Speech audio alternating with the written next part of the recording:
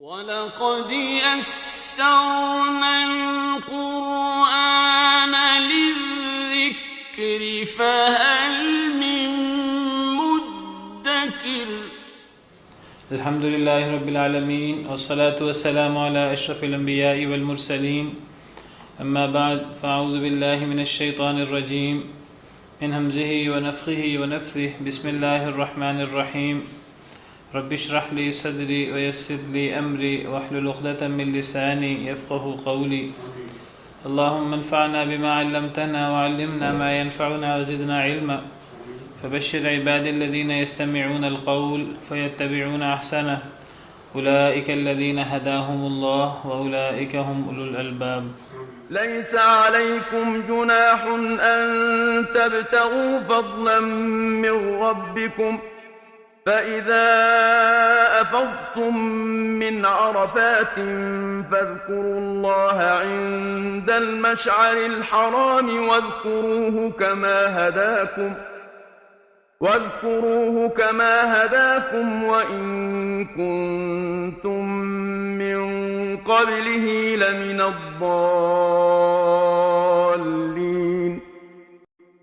ثم أفيضوا من حيث أفاض الناس واستغفروا الله إن الله غفور رحيم. اعوذ باللہ من الشیطان الرجیم بسم اللہ الرحمن الرحیم لیس علیکم جناح ان تبتغوا فضلا من ربکم، نہیں ہے تم پر کوئی گناہ، کوئی حرج، ان تبتغوا فضلا من ربکم، یہ کہ تم تلاش کرو فضل اپنے رب کا۔ حج کے احکامات جاری ہیں اور ہم نے پیچھے پڑھا کہ جب حج یا عمرہ شروع کر دیا جائے تو اس کو پھر مکمل کرنا چاہیے، چاہے وہ فرضی ہے تو اس کو تو مکمل کرنا ہی کرنا ہے، نفلی ہے تب بھی اس کو مکمل کرنا ضروری ہے، اور اگر انسان روک دیا جائے تو پھر قربانی دینی ہے، دم دینا ہے، اور پھر ہم نے جس حج میں حج عمرہ اکٹھا ہوتا ہے تو اس حج عمرہ اس میں ساتھ قربانی بھی دینی ہے، اگر قربانی نہ ہو سکے تو پھر 10 روزے رکھنے ہیں۔ یہ تفصیل بڑی تھی۔ پھر اس کے بعد ہم نے پڑھا کہ حج کے مہینے وہ شوال، ذوالقعدہ اور ذی الحج کے شروع کے 10 دن ہیں، اور جو بندہ ان مہینوں کے اندر حج کی نیت کر لے، حج مقرر کر لے، تو پھر اس کو رفث سے، بیہودہ فحش باتوں سے، فسق و فجور سے اور جدال سے بچانا ہوگا اپنے آپ کو، اور زیادہ راہ لینا ہوگا، اور بہترین زیادہ راہ تقویٰ ہے۔ رستے کے لیے انسان جو ہے وہ سامان وغیرہ، رقم وغیرہ ساتھ رکھے تاکہ کسی کے سامنے ہاتھ نہ پھیلانا پڑ جائے۔ یہ چیزیں ہم نے پڑھی حج کے حوالے سے موٹی موٹی۔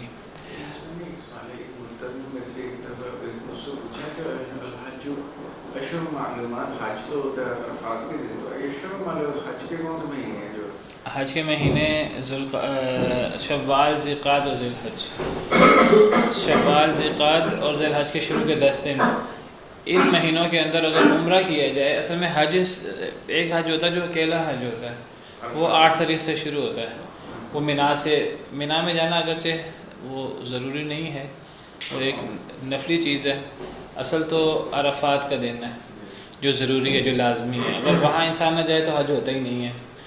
لیکن سنت مینا میں جانا بھی سنت ہے، اگرچہ وہ ایک نفلی چیز ہے، ایک مسنون چیز ہے، تو حج تو 8 تاریخ سے شروع ہوتا ہے، لیکن کوئی بندہ عمرہ اور حج کرنا چاہے، حج تمتع اور حج قران، تو یہ عمرہ شوال، ذوالقعدہ، ذی الحج کسی میں بھی ہو سکتا ہے جو حج کا عمرہ ہے۔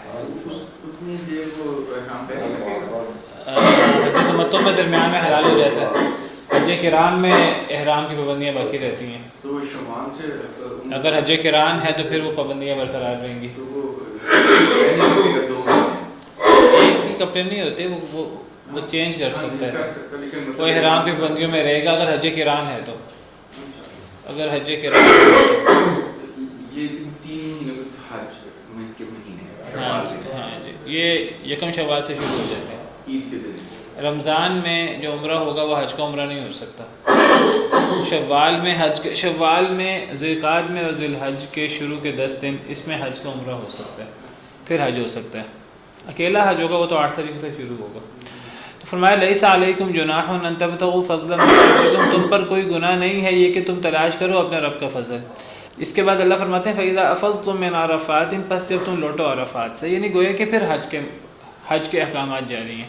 پیچھے بھی پچھلی آیت میں بھی حج کے احکامات ہیں، اس سے پچھلی آیت میں بھی حج کے احکامات ہیں، آگے بھی حج کے احکامات ہیں، لیکن درمیان میں اللہ تعالیٰ نے فرمایا کہ تم پر کوئی حرج نہیں ہے کہ تم اپنے رب کی طرف سے فضل تلاش کرو. اور یہاں تم اپنے رب کی طرف سے فضل تلاش کرو سے مراد یہاں تجارت ہے، کاروبار ہے. تو تم پر کوئی حرج نہیں ہے کہ تم کاروبار کرو. کاروبار انسان کرتا ہے وہ بھی اللہ کی دی ہوئی صلاحیتوں سے کرتا ہے، اور پھر جو اس کاروبار کرنے سے، تگدو کرنے سے، کوشش کرنے سے انسان کو جو پروفٹ ملتا ہے تو وہ بھی اللہ کی طرف سے ہوتا ہے. تو یہ اللہ کا فضل ہوتا ہے، جو انسان کاروبار کرتا ہے اور پھر اس کاروبار کا جو انسان کو پروفٹ منافع ملتا ہے وہ بھی اللہ کی طرف سے ہوتا ہے، اللہ کا فضل ہوتا ہے. تو تم پر کوئی حرج نہیں کہ تم اللہ کا فضل تلاش کرو، یعنی تم کاروبار کرو. عام حالات میں تو کاروبار کا کوئی مسئلہ نہیں ہے. سوال یہ کہ حج کے اندر کاروبار ہو سکتا ہے کہ نہیں ہو سکتا. دیکھیے کاروبار کے اندر ایک بڑا کاروبار امپورٹ ایکسپورٹ اور یہ چیزیں ہوتی ہیں. اور ایک تو ہے کہ انسان باہر سے کوئی چیز منگوائے یا باہر کوئی چیز ایکسپورٹ کرے، اور ایک ہے انسان خود جا رہا ہے دوسرے ملک. تو انسان جاتے ہوئے اپنے ساتھ لے جائے، اس کے علاقے میں جو چیز سستی ہے تو وہ وہاں لے جائے، وہاں اگر مہنگی ہے تو اس کو پروفٹ اچھا مل جائے گا. پھر وہاں سے کوئی جو چیز وہاں سستی ہے، کھجور وغیرہ، وہاں سے لے لے اپنے علاقے میں آ کر بیچ دے. تو حج کے دنوں میں یہ کاروبار ہو سکتا ہے کہ نہیں ہو سکتا. فرمایا لیس علیکم جناح ان تبتغوا فضلا من ربکم، تم پر کوئی حرج نہیں ہے، کوئی گناہ نہیں ہے کہ تم اللہ کا فضل تلاش کرو. یعنی حج کے دوران انسان حج کے لیے جائے، عمرے کے لیے جائے تو وہ ساتھ اپنا کاروبار بھی کر سکتا ہے. تو حج عمرے کی نیت کے ساتھ کاروبار بھی کر لے اور کاروبار کا پروفٹ بھی اس کو ہو جائے تو اس میں کوئی حرج نہیں ہے. یہ نہیں ہے کہ چونکہ یہ عبادت کا سفر ہے تو اس عبادت کے سفر میں صرف عبادت ہو سکتی ہے، کاروبار نہیں ہو سکتا، وہ ناجائز ہے. وہ ناجائز نہیں ہے، وہ جائز ہے. دین کے اندر اللہ نے آسانی رکھی ہے تو اس عبادت کے ساتھ کاروبار بھی جائز ہے. فَإِذَا أَفَضْتُم مِّنْ عَرَفَاتٍ، باقی جو کاروبار کے اندر جن چیزوں سے اللہ نے منع کیا ہے وہ کل ذکر ہو گیا ہے. ایک تو ہے حج کے زائد احکامات، احرام کی پابندیاں ہیں، پھر طواف کرنا ہے، سعی کرنی ہے، منا جانا ہے، عرفات جانا ہے، مزدلفہ جانا ہے، جو بھی طریقہ کار ہیں. ایک تو ہے نا حج کے باقاعدہ تفصیلات. حج کے تفصیلات کے علاوہ کل تفصیل سے بات ہوئی تھی کہ جو حج کی زائد پابندیاں ہیں وہ تو اپنانی ہے. جو چیزیں عام ایام میں اللہ نے منع کی ہیں حج کے دنوں میں وہ زیادہ منع ہو جائیں گی. اسی طرح کاروبار کی اجازت ہے، لیکن جو عام حالات میں کاروبار کے اندر حرام یا مکروہ چیزیں ہیں حج کے اندر ان سے بطور خاص بچنا ہوگا. اگر عام حالات میں کاروبار کے اندر دھوکہ دہی ممنوع ہے اور ملاوٹ ممنوع ہے تو حج کے اور عمرہ کے ساتھ جو کاروبار ہوگا اس کے اندر بالاولیٰ یہ چیزیں ممنوع ہوں گی.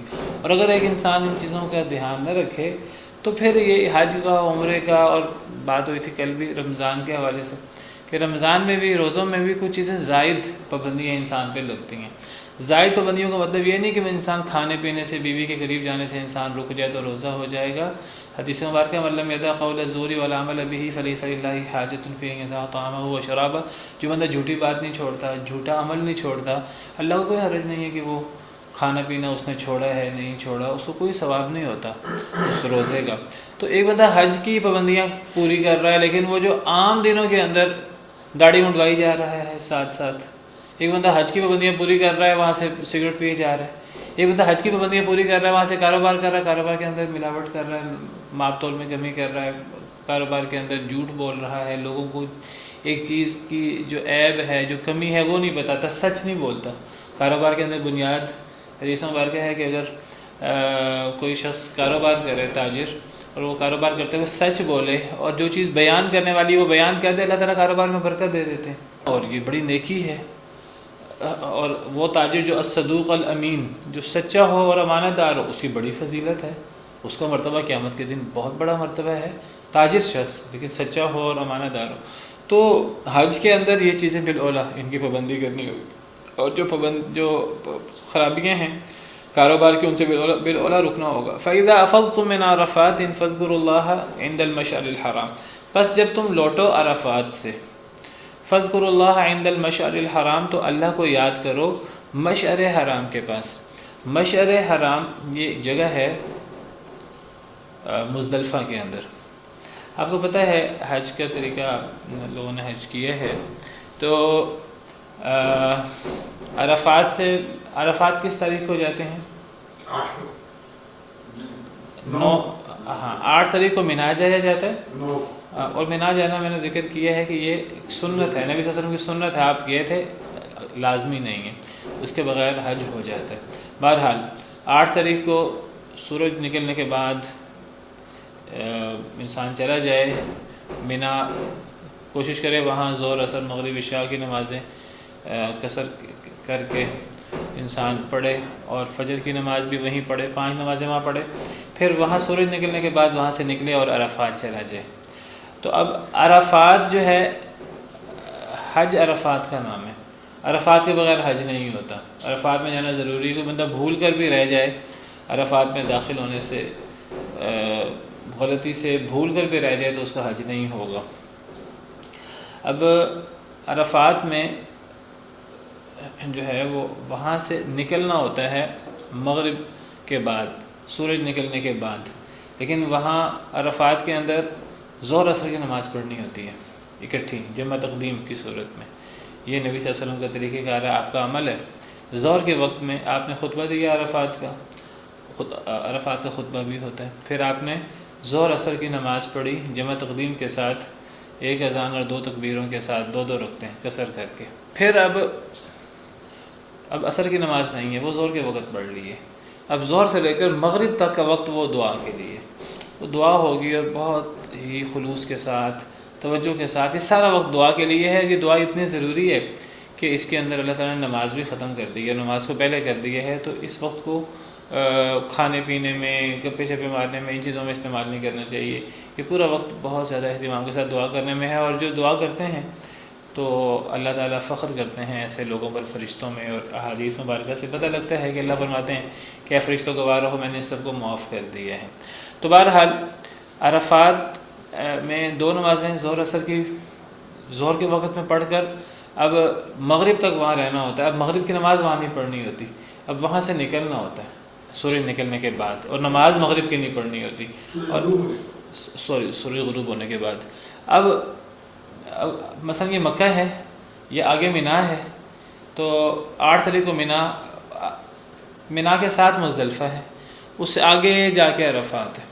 تو مینا سے 9 تاریخ کو عرفات چلے جاتے ہیں مزدلفہ کو کراس کر کے۔ اب پھر عرفات سے سورج غروب ہونے کے بعد 9 تاریخ کو جو 10ویں رات ہے تو واپس آتے ہیں سورج غروب ہونے کے بعد، اب واپس آ کے مزدلفہ میں ٹھہرنا۔ تو مزدلفہ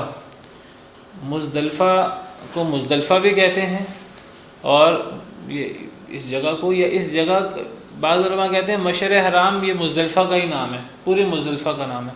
بعض کہتے ہیں مشعر حرام جو ہے یہ مزدلفہ کے اندر ایک مخصوص مقام ہے، جس مقام میں نبی کریم صلی اللہ علیہ وسلم ٹھہرے تھے۔ آپ صلی اللہ علیہ وسلم نے مزدلفہ میں وہاں، آپ نے ایک ہی حج فرمایا تو آپ نے مزدلفہ میں وہاں قیام کیا تھا، رات کو پڑاؤ ڈالا تھا، تو وہاں آج مسجد بنا دی گئی ہے۔ تو جو لوگ حج پہ گئے ہیں ان کو پتہ ہے مسجد مشعر حرام اس کو کہتے ہیں۔ بعض کہتے ہیں مشعر حرام تو پورے مزدلفہ کا نام ہے، بعض کہتے ہیں مشعر حرام مزدلفہ کے اندر وہ مخصوص مقام۔ تو بہرحال جب تم عرفات سے واپس لوٹو تو پھر مزدلفہ آؤ، اور مزدلفہ آ کر مشعر حرام کے پاس اللہ کو یاد کرنا ہے۔ یہ اللہ کو یاد کب کیا جائے گا؟ جب واپس آئیں گے عرفات سے، مزدلفہ آئیں گے، تو اب مزدلفہ پہنچ کر جمع تاخیر کے ساتھ مغرب عشاء کی نماز پڑھنی ہے۔ مغرب کی 3 رکعتیں اور عشاء کی 2 رکعتیں قصر کر کے، اور پھر انسان وطر وغیرہ پڑھ لے، یا رات اٹھ کر پڑھ لے تو 7 پڑھ لے وطر، اور وطر پڑھ کے انسان سو جائے۔ یہ رات اصل میں عبادت کی نہیں ہے، اس رات انسان آرام کرے تاکہ اگلا دن کافی ہیکٹک دن ہے، یہ 9واں دن بھی مشکل ہوتا ہے، 10واں دن سب سے مشکل ہوتا ہے حج کے دنوں میں، جس میں کافی سارے کام ہوتے ہیں، تو اگر انسان آرام کرے گا تو انسان کام کر سکے گا۔ تو یہ رات آرام انسان کرے، صبح فجر کی نماز پڑھے، اور فجر کی نماز کے بعد یہ مشعر حرام جو جگہ ہے اس جگہ یا پورے مزدلفہ میں کہیں بھی، بہرحال وہ وہاں اس جگہ پر ہو جو مسجد کے قریب، مسجد کے اندر یا مسجد کے قریب زیادہ بہتر ہے، تو وہاں سورج نکلنے سے پہلے اور فجر کے بعد دعا کرنی ہے، اللہ کا ذکر کرنا ہے، اور یہ بہت زیادہ اللہ کا ذکر کرنا ہے اور بڑے اہتمام کے ساتھ یہ دعا کرنی ہے. اور یہ دعا فجر کے بعد اور سورج نکلنے سے پہلے کرنی ہے، اور سورج نکلنے سے پہلے نکل جانا ہے مزدلفہ سے بھی، سورج نکلنے سے پہلے. 8 تاریخ کو جب مکہ سے مینا آتے ہیں وہ سورج نکلنے کے بعد نکلتے ہیں. 9 تاریخ کو مینا سے عرفات آتے ہیں وہ بھی سورج نکلنے کے بعد نکلتے ہیں. لیکن 10 تاریخ کو جو نکلنا ہے مزدلفہ سے مینا کے لیے وہ سورج نکلنے سے پہلے نکل جانا ہے، اور درمیان میں دعا بھی کرنی ہے. اور اس دعا کی خاص اہمیت ہے. یہ فجر کے بعد اور سورج نکلنے سے پہلے اس کا ذکر قرآن میں باقاعدہ، یہاں وہی دعا مراد ہے. جب تم لوٹو عرفات سے تو اللہ کا ذکر کرو مشعر حرام کے پاس، مزدلفہ میں مشعر حرام کے پاس اللہ کا ذکر کرو. وَاذْكُرُوهُ كَمَا هَدَاكُمْ، اور ایسے ذکر کرو اللہ کا جیسے اللہ نے تمہیں سکھایا، جیسے اس نے تمہیں ہدایت دی. وَإِن كُنتُم مِّن قَبْلِهِ لَمِنَ الضَّالِّينَ، اور ان یہاں ان کے معنی میں ہے، یہ ان مخففہ من المثقلہ ہے، یعنی ان جو ان کے معنی میں ہو اس کو کہتے ہیں یہ ان مخففہ من المثقلہ ہے. یہ مشدد ان سے ان بنا ہوا ہے، تو یہ اگر کے معنی میں نہیں ہوتا، یہ بے شک کے معنی میں ہوتا ہے، بے شک یقیناً.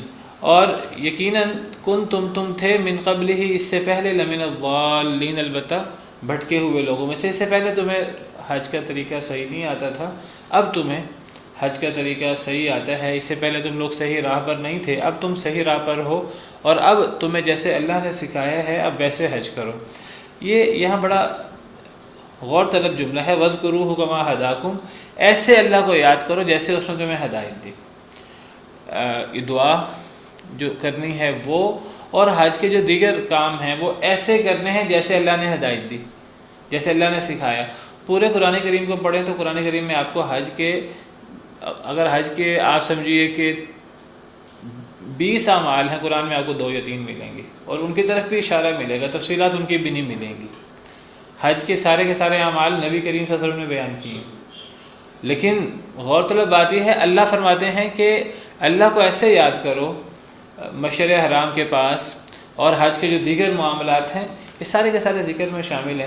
تو یہ اللہ فرماتے ہیں کہ یہ ایسے کرو جیسے تمہیں اللہ نے سکھایا.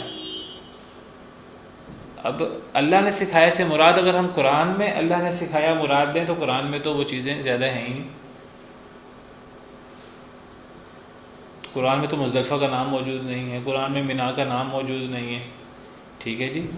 عرفات میں جا کر کرنا کیا ہے قرآن میں یہ موجود نہیں ہے. جو میں نے آپ کو تفصیل بتائی ہے ابھی کہ 2 نمازیں ہم نے وہ جمع تقدیم کے ساتھ اور مزدلفہ میں جمع تاخیر کے ساتھ، باقی ساری تفصیلات یہ تو نبی صلی اللہ علیہ وسلم نے بتائی ہیں. تو نبی کریم صلی اللہ علیہ وسلم کا بتانا اللہ کا بتانا ہے. من یطیع الرسول فقد اطاع اللہ، جو رسول کی اطاعت کرے تو حقیقت اللہ کی اطاعت کرتا ہے. اور نبی صلی اللہ علیہ وسلم کا بتانا جس کو ہم سنت کہتے ہیں، وہ سنت اصل میں اللہ فرماتے ہیں اللہ نے تمہیں وہ سکھایا. اللہ کو ایسے یاد کرو جیسا اللہ نے تمہیں سکھایا. تو نبی کا سکھانا، نبی صلی اللہ علیہ وسلم نے جب حج کیا تو آپ نے صحابہ کرام سے فرمایا خذوا عنی مناسککم، مجھ سے حج کے طریقے سیکھ لو. تو نبی صلی اللہ علیہ وسلم نے جو ایک حج کا طریقہ سکھایا وہ در حقیقت اللہ کے سکھانے سے نبی صلی اللہ علیہ وسلم نے سکھایا، تو نبی صلی اللہ علیہ وسلم کا سکھایا ہوا اللہ کا سکھانا ہے. تو ایسے اللہ کو یاد کرو اور ایسے حج کرو جیسے اللہ نے تمہیں سکھایا. نبی کے سکھانے کو اللہ فرماتے ہیں اللہ نے سکھایا. تو جو سنت ہے وہ اللہ کی طرف سے ہے. یہ بہت بڑی دلیل ہے کہ حج کا پورا طریقہ اللہ نے سکھایا ہے، وہ تو نبی نے سکھایا ہے. تو نبی کا سکھانا تو حقیقت اللہ کا سکھانا ہے. تو دین ہمارا صرف قرآن نہیں ہے، اللہ کی وحی، اللہ کا کلام صرف قرآن نہیں ہے، وہ قرآن جمع حدیث دونوں ہیں. اس سے پہلے تم گمراہ لوگوں میں سے تھے. ثم افیضوا من حیث افاض الناس، پھر لوٹو وہاں سے جہاں سے لوگ لوٹتے ہیں. واستغفر اللہ، اور اللہ سے بخشش مانگو. یہ حکم ہے قریش کو. اصل میں قریش وہاں سے نہیں لوٹتے تھے جہاں سے لوگ لوٹتے تھے. لوگ کہاں سے لوٹتے تھے؟ مکہ سے مینا، اور پھر مزدلفہ کراس کر کے عرفات، پھر عرفات سے واپس آتے تھے. یہی طریقہ ہے، ابھی بھی یہی طریقہ ہے حج کا، اور پہلے بھی یہی طریقہ عرب جاہلیت کے اندر. لیکن قریش کہتے تھے کہ ہم لوگ قریش ہیں، ہم لوگ مکہ کے ہیں، اہل مکہ ہیں، ہم لوگ مکہ مکرمہ کے بیت اللہ کے رکھوالے ہیں، محافظ ہیں، حاجیوں کے ہم میزبان ہیں، تو ہم لوگ حرم سے باہر نہیں جائیں گے. یہ جو مینا ہے یہ حرم کے اندر ہے. عرفات حرم سے باہر ہے، وہ کہتے تھے ہم حرم سے باہر نہیں جائیں گے، عرفات دوسرے لوگ جائیں گے، ہم نہیں جائیں گے، ہم جو ہے وہ مینا اور مزدلفہ سے ہی واپس لوٹ آئیں گے، مزدلفہ مینا کے ساتھ ہے۔ اللہ نے فرمایا نہیں، کوئی عرب ہے، غیر عرب ہے، قریش ہے، غیر قریش ہے، جو بھی حج کرنا چاہتا ہے تم سب وہاں سے لوٹو جہاں سے لوگ لوٹتے ہیں، جہاں سے لوگ عرفات جا کے واپس لوٹتے ہیں، جس میں پیچھے ہے جو تم عرفات سے لوٹو۔ یہ عام لوگوں کو خطاب ہے، یہی خطاب قریش کو ہے، کوئی خصوصیت نہیں ہے، تم وہاں سے لوٹو جہاں سے لوگ لوٹتے ہیں، تم قریش ہو یا غیر قریش ہو، تمہیں حرم میں رہنا ہے کہ تمہیں ہل تک جانا ہے، ہل جو اللہ کا حکم ہے وہاں سے واپس آنا ہوگا، اور اس میں سب کے لیے برابری ہے، نبی ہے یا امتی ہے، قریشی ہے، غیر قریشی ہے، ہر شخص نے عرفات جا کے واپس لوٹنا ہے، وہاں سے لوٹو جہاں سے لوگ لوٹتے ہیں۔ تو جاہلیت کے اندر یہ قریش وہ عرفات نہیں جاتے تھے، اللہ نے اس کی اصلاح کر دی ہے۔ واستغفر اللہ، اور اللہ سے معافی مانگو، ان اللہ غفور الرحیم، بے شک اللہ تعالیٰ بہت بخشنے والے، بہت رحم کرنے والے ہیں۔ سبحان ربک رب العزت عما یصفون وسلام